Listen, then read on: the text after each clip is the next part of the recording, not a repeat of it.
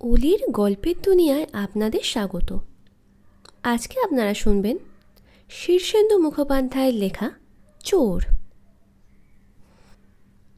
পটাশের বাবা নবু এবং নবর বাবা ভবু দুজনেই ছিল বিখ্যাত চোর, অর্থাৎ পটাশকে নিয়ে 3 পুরুষ ধরে তারা চোর। ভব চোরের নাম ডাক ছিল সাংঘাতিক। লোকে বলে ভব নাকি বাজি রেখে এক দুপুরে তার পিসির আহ্নিক করার কম্বলের আসন চুরি করেছিল।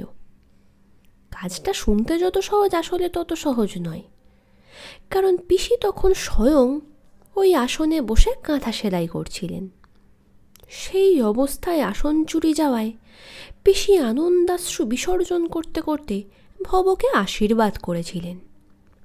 ওরে আমার ভব, তোর উপর স্বয়ং ভগবানের ভর আছে, এ বিদ্যে ছাড়িস নি। পিসির আশীর্বাদে ভব বিদ্যে ছাড়েনি।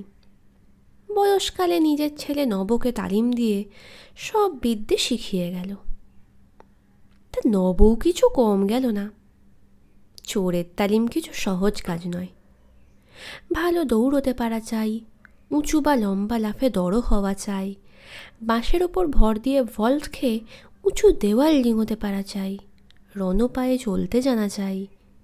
এছাড়া গায়ে যথেষ্ট জোর না থাকলে 2-10 মানুষের সঙ্গে মোকাবিলা করা তো সহজ নয়। এরপর ভালো অভিনয়, বিনয়ী ব্যবহার ইত্যাদি তো আছেই।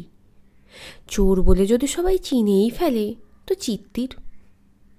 নবর এসব গুণ তো ছিলই। তাছাড়া ছিল দুর্জয় সাহস।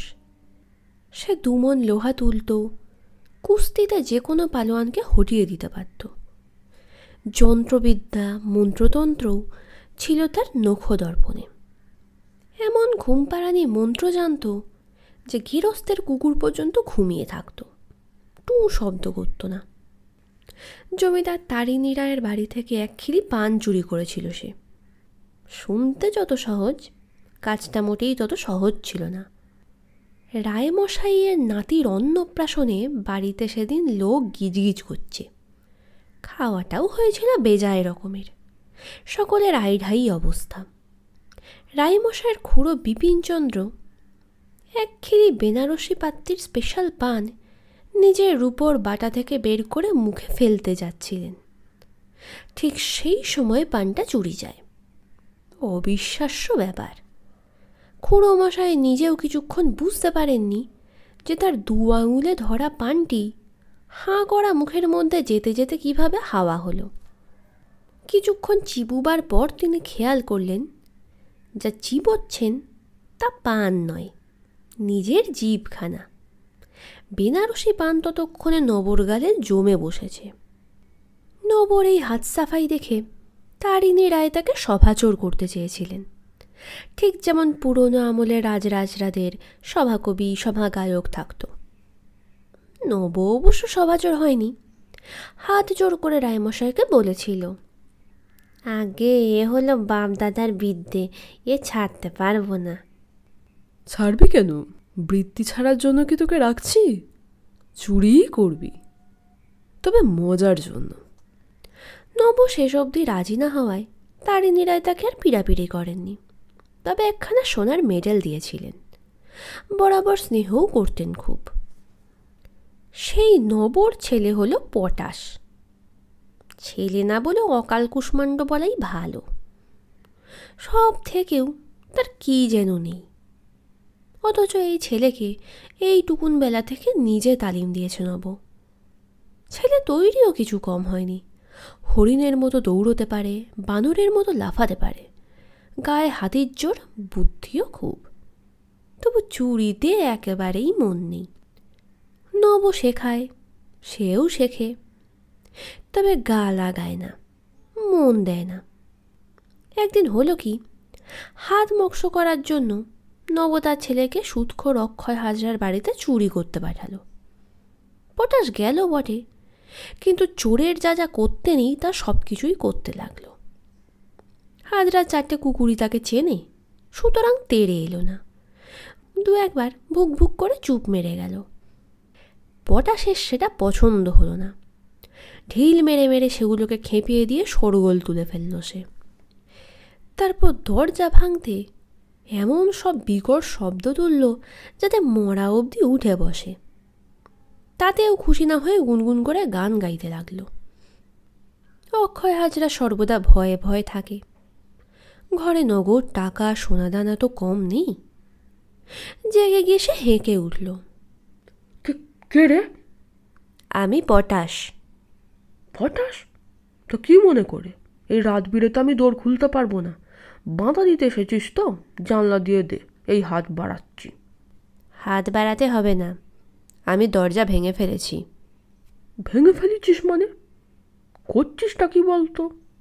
আগে চুরি করছি। চুরি করছিস? আর কি হচ্ছে? এভাবে কেউ চুরি করে? বেরো বেরো বলছি। পরদিন অক্ষয় হাজরা এসে নবকে সব বৃত্তান্ত জানিয়ে বলল। ও কেমন ধারা ছেলে তোর! চুরি তো তুইও করতিস, কখনো তো সারা শব্দ করিসনি, আসপদ্দাও দেখাসনি। আর তোর ছেলের আসপদ্দা দেখ, গেরস্ত জিজ্ঞেস করছে কি করছিস, আর বুক ফুলিয়ে চোর বলছে চুরি করছি। তার ওপর আবার গুনগুন করে গানও গাইছিল। দিনটা কি পড়লো বলতো নব?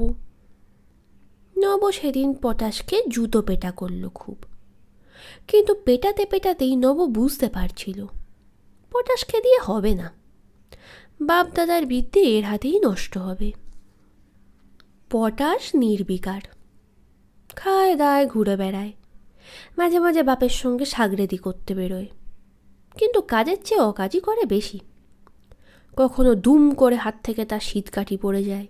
একদিন সাপ সাপ বলে চেঁচিয়ে উঠে কেলেঙ্কারি করল। আর একদিন একজনের ঘরে ঢুকে নব যখন সিন্দুক বাক্স আলমারি খুলে ফেলেছে, তখন পটাশ এক ফাঁকা বিছানা দেখতে পেয়ে সোজা গিয়ে তার উপর শুয়ে ঘুমিয়ে পড়ল। ঘুমন্ত মানুষজনের মধ্যে যে পটাশও থাকতে পারে তা নব আন্দাজ করতে পারেনি। তাই ছেলেকে খুঁজে না পেয়ে একাই ফিরে এসে ভাবতে বসল। সকালবেলা হাই তুলতে তুলতে পটাশ ফিরে এলে তাকে একখানা চর কষিয়ে বললে, কোথায় ছিলি? ঘুমিয়ে পড়েছিলাম। পাজি নচ্চার, ঘুমিয়ে পড়লি চোরের ছেলে হয়ে? তা কি করব, ঘুম পেয়ে গেল চেপে যায়। তোকে ওরা খ্যাঙায়নি? না, সব বলে দিলাম যে। বললি? কি বললি? বললাম বাবার সঙ্গে চুরি করতে এসে ঘুমিয়ে পড়েছিলাম। বাবার নাম নবচোর। তখন বসিয়ে দুধ চিড়ে ফলার করালো। ফলার করালো? করাবে না? অত বড় চুরির হদিশ দিয়ে দিলাম। তারা সব দল বেঁধে লাঠিসোঁটা নিয়ে আসছে। নব মাথায় হাত দিয়ে বসে পড়ল। সেই দিনই নব তার বাড়ি থেকে পটাশকে তাড়িয়ে দিল। সবাইকে জানিয়ে দিল, ওকে ত্যায্য পুত্তুর করলাম। পটাশ কোথায় গেল তার খোঁজ আর কেউ রাখল না। এদিকে নব ধীরে ধীরে বুড়ো হতে লাগল। দাঁত পড়ল, চুল পাকল, শরীরের জোর, বল, চোখের দৃষ্টি সবই কমতে লাগল। বুদ্ধি একটু ঘোলাটে হলো। বেপরোয়া ভাবখানাও তেমন রইল না। পৈতৃক বৃত্তি বজায় রাখা ভারী শক্ত হয়ে উঠল। আগে প্রতি রাতে সে চুরি করতে বেরোতো, আজকাল আর তা পেরে ওঠে না। ফলে সে সঞ্চয় মন দিল। একটু একটু সুদের কারবার করতে শুরু করলো। তাতে আয় মন্দ হলো না, কিন্তু স্বভাবটা ভারী কৃপণের মতো হয়ে গেল তার। ওদিকে বাপের তাড়া খেয়ে বাড়ি থেকে বেরিয়ে পটাশ পড়ল অথই জলে। চুরি ছাড়া তার বাবা তাকে আর কিছুই শেখায়নি। তাই কাজকর্মেরও জোগাড় হলো না। না খেয়ে চেহারা পাকিয়ে যেতে লাগলো। এক বাড়িতে চাকরের কাজ পেয়েছিল কিছুদিন। বাসন মাজতো, জল তুলতো, ঝাঁটপাট দিত, বেশ ছিল। একদিন হঠাৎ মাঝরাত্রে যেন নিশির ডাক শুনে উঠে পড়ল। তারপর ভারী অবাক হয়ে দেখল যে তার দুটো হাত আপনা থেকেই বাক্স প্যান্টে হাতাড়াচ্ছে। এই কাণ্ড দেখে পটাশ এমন আতঙ্কিত হয়ে পড়ল যে তার চোর চোর বলে চেঁচিয়ে উঠতে ইচ্ছে হয়েছিল। ভাগ্যিস চেঁচায়নি।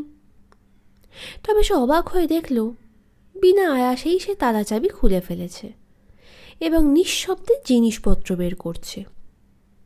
বাপ দাদার স্বভাব যাবে কোথায়? রক্তেই বীজ বীজ করছে যে। পটাশ পালালো। আবার আরেক বাড়িতে কাজ নিল। কিছুদিন পর সেখানেও সেই কাণ্ড। দীর্ঘশ্বাস ফেলে পটাশ বুঝল এটা থেকে তারা নিস্তার নেই। বাপ নব তাকে চুরিতে নামাতে পারেনি বটে, কিন্তু তার ভিতরে একটা চোরকে ঢুকিয়ে দিয়েছে। এতকাল সেটা ঘুমিয়েছিল, এখন তার ঘুম ভেঙেছে। পটাশ শেয়ানা চোর, এক জায়গায় বেশি দিন থাকে না, ঘন ঘন এলাকা বদলায়। চুরির ধরনও সে পাল্টে ফেলে। পয়সা কড়ি সোনা দানা যা পায় উড়িয়ে দেয়। চুরি তো শুধু তার রোজগার নয়, একটা নেশাও। একদিন রাত্রিবেলা একটা গাঁয়ে ঢুকলো পটাশ। বেশ সম্পন্ন গ্রাম, অনেক বাড়ি ঘর। ঘর বাড়ির চেহারা দেখেই তার অভ্যস্ত চোখ বুঝতে পারে কোন বাড়িতে জিনিসপত্র আছে। বেছে বেছে একটা বাড়ি তার পছন্দ হলো। বাড়ি তো নয়, যেন দুর্গ। মোটা গড়াদ, পুরু মজবুত একপাটা কাঠের পাল্লা দেওয়া জানালা কপাট, চারধারে উঁচু পাঁচিল, পাহারাদার কুকুর। দেখে খুশি হলো পটাশ। যেখানে চুরি করা শক্ত, সেখানেই তো চুরির আনন্দ। পাঁচিল ডিঙিয়ে কুকুরটার মুখ বেঁধে জানালা খুলে ঘরে ঢুকতে সে বেশি সময় নিল না। কিন্তু ঘরে পা দিয়েই তার মনে হলো এ বাড়ি, এই ঘর তার চেনা। ওদিকে নবরও ঘুম ভেঙেছে। ইঁদুরের শব্দ, বেড়ালের শব্দ সব সে চেনে, কিন্তু এই শব্দটা অন্যরকম। নব বাতাস শুঁকল, একটা গন্ধ পেল। তারপর খুব অবাক হয়ে বুঝতে পারল তার ঘরে চোর ঢুকেছে। নবচোরের ঘরে চোর ঢুকেছে, আশ্চর্য কথা। লাঠি সোটা অন্ধকারে খুঁজে পেল না নব। গায়ে তেমন জোরও নেই যে চোরকে জাপটে ধরবে। বাঁ পায়ে বাতের সাংঘাতিক ব্যথা, অথচ ঘরে প্রচুর সোনা দানা, টাকা পয়সা। চোর সব নিয়ে যাবে। নব তখন বিকট স্বরে চোর চোর বলে চেঁচাতে লাগলো।